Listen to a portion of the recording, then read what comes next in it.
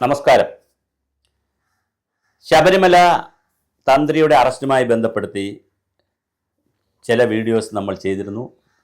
ചില ചാനലുകൾക്ക് ഞാൻ ബൈറ്റ് കൊടുത്തിരുന്നു.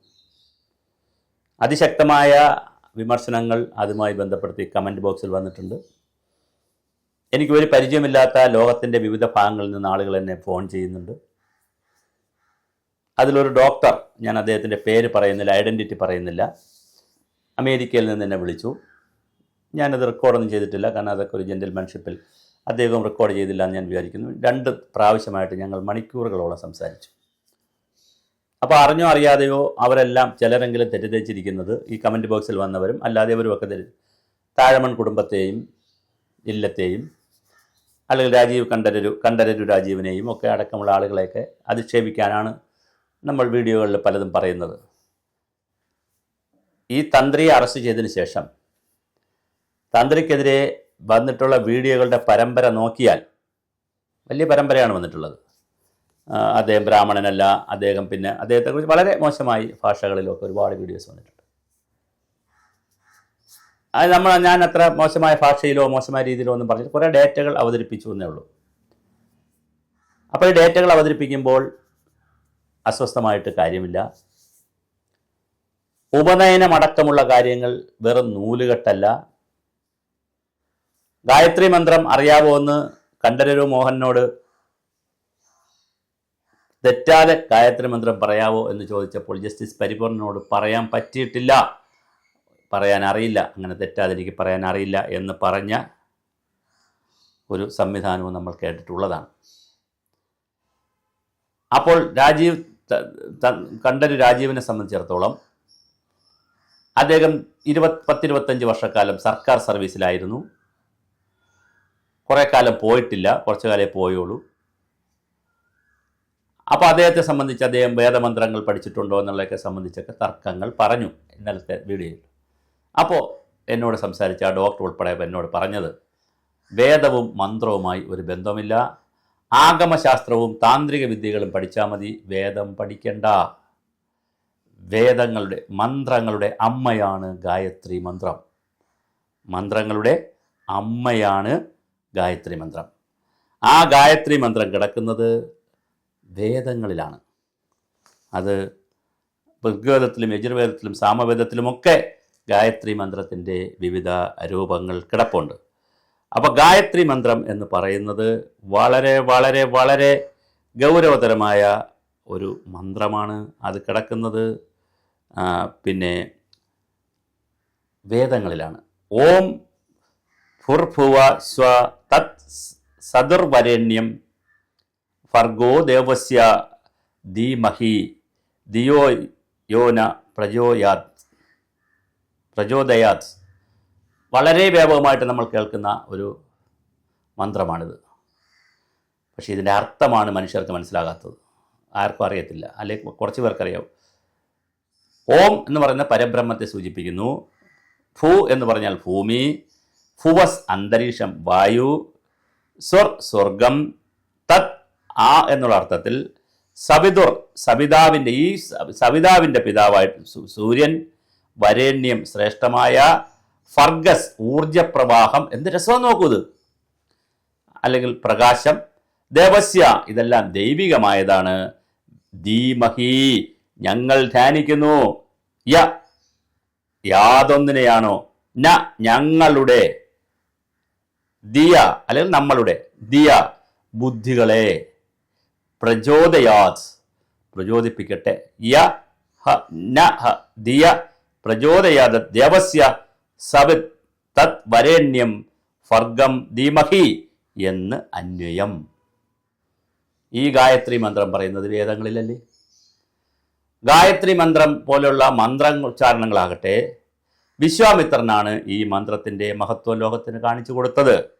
ഏതൊരു മന്ത്രത്തിനും ഋഷി, ഛന്ദസ്, ദേവത എന്നിവ കൂടിയേ തീരൂ എന്ന് ഇത് ഗായത്രി മന്ത്രവുമായി ബന്ധപ്പെടുത്തി അതിൻ്റെ ഋഷി വിശ്വാമിത്രനും ഛന്ദസ് ഗായത്രിയും ദേവത സവിതാവുമാണ്.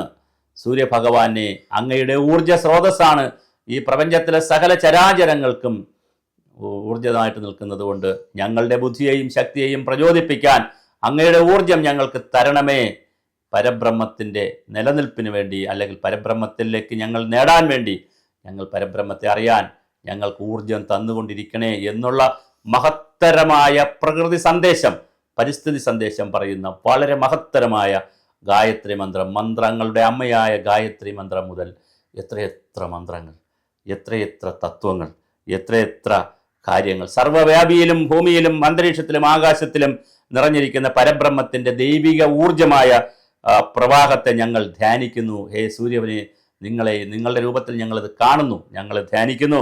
ആ ശ്രേഷ്ഠമായ ചൈതന്യം ഞങ്ങളുടെ ബുദ്ധിയെ പരിപോഷിപ്പിക്കട്ടെ. ഇങ്ങനെ തുടങ്ങി പ്രണവമന്ത്രം മുതൽ ഇങ്ങനെ വരുന്ന കുറേ കാര്യങ്ങളുണ്ട്. അപ്പോൾ ബ്രാഹ്മണൻ ആയിരിക്കുന്നതിൻ്റെ അടിസ്ഥാന യോഗ്യത, ആദ്യം പിന്നെ തന്ത്രിയാവാം. ബ്രാഹ്മണനായിരിക്കുന്നതിൻ്റെ അടിസ്ഥാന യോഗ്യത എന്ന് പറയുന്നത് മനതാത്രായതേ ഇതി മന്ത്രം. മന്ത്രം അധ്യയനം ബ്രാഹ്മണസ്യ നിത്യം. മനതാത്രായതേ ഇതി മന്ത്ര, ചിന്തിച്ചാൽ രക്ഷിക്കുന്നത് മന്ത്രം. അധ്യയനം ബ്രാഹ്മണസ്യ നിത്യം. ഗായത്രി മന്ത്രവും പുരുഷ സൂക്തവും നാരായണ സൂക്തവും ശ്രീ സൂക്തവും ഭാഗ്യസൂക്തവും മഹാനാരായണ ഉപനിഷത്ത് മന്ത്രങ്ങളും ഒക്കെ പഠിച്ചിരിക്കണം. ആര്? പോറ്റിയും ബ്രാഹ്മണ സമൂഹത്തിലെ ബ്രാഹ്മണർ ആകുന്നവർ. അതുപോലെ തന്നെ താന്ത്രിക ശാസ്ത്രവും ആഗമശാസ്ത്രവും.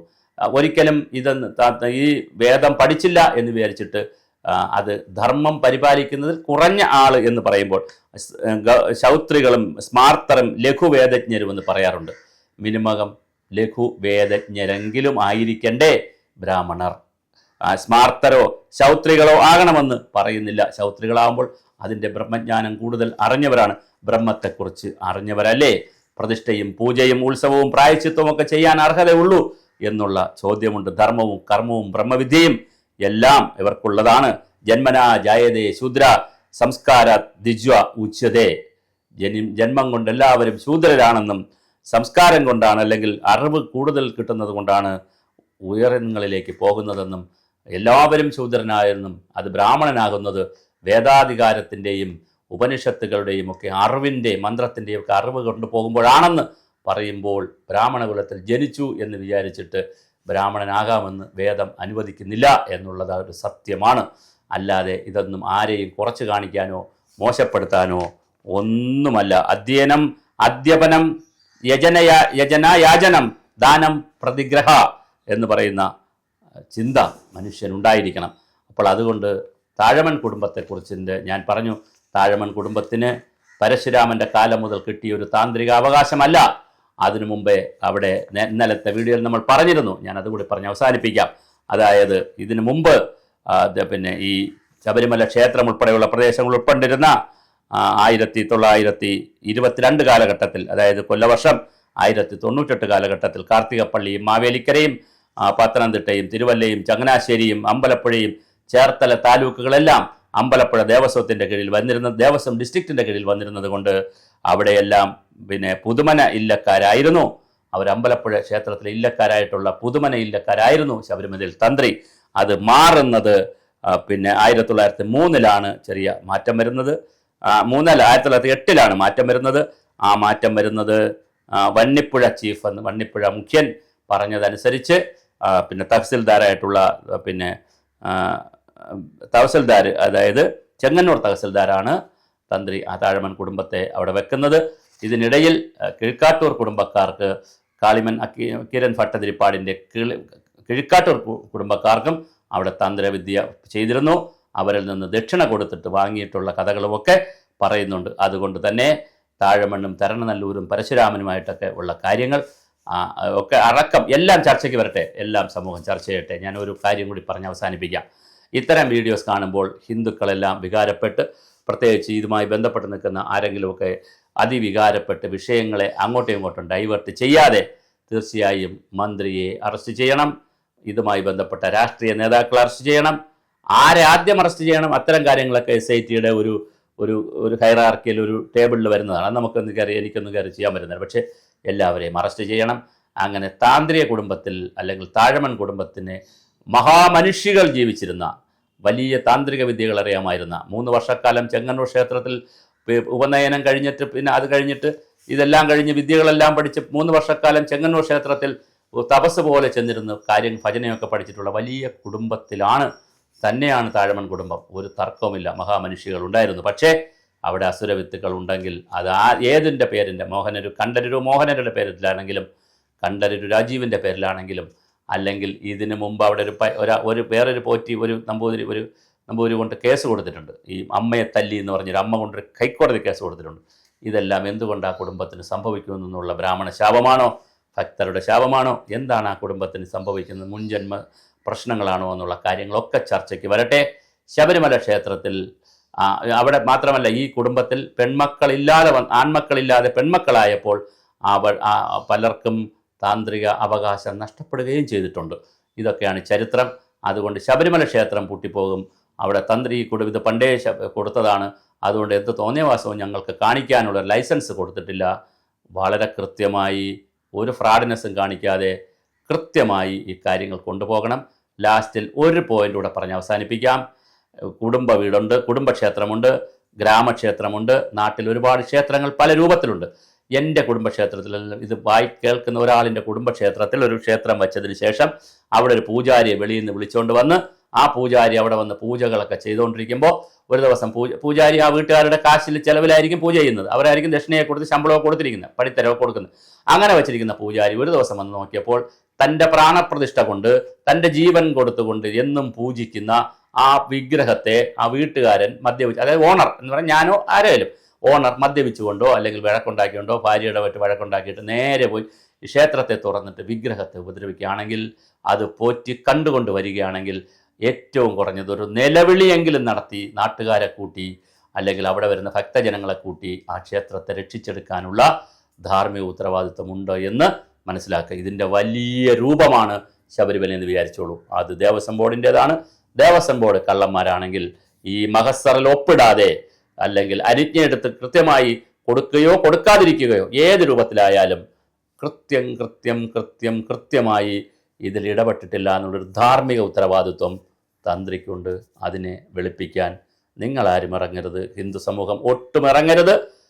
ഹിന്ദു സമൂഹം പറയേണ്ടത് തന്ത്രിയെ പിടിച്ചതൊക്കെ മന്ത്രിയെ കൂടെ പിടിച്ച് കൃത്യമായി തൊണ്ടി മുതൽ കണ്ടെത്തി ശബരിമലയിലെ എല്ലാം ദേവൻ്റെ മുമ്പിൽ സാഷ്ടാംഗ പ്രണമിക്കാൻ എല്ലാവരെയും അവിടെ കൊണ്ടുവരിക.